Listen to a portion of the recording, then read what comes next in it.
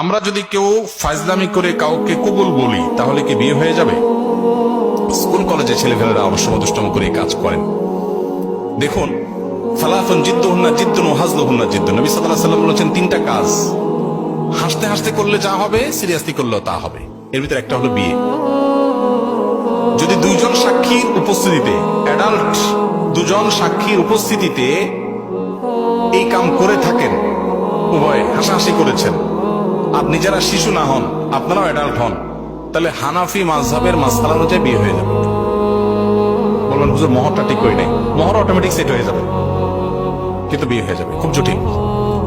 এখন অনেক সময় আমরা ফাজলামি করি, এখন কেউ নাটক সিনেমাতে অভিনয় করার জন্য করছে, সেটাও যদি দুজন সাক্ষীর সামনে করে, ওই ব্যাকল জানে না, যদি আবিয়াত্তা হয়ে থাকে বিয়ে হয়ে যাবে, আর যদি বিবাহিত হয় তাহলে তার কোনো উপায় নেই।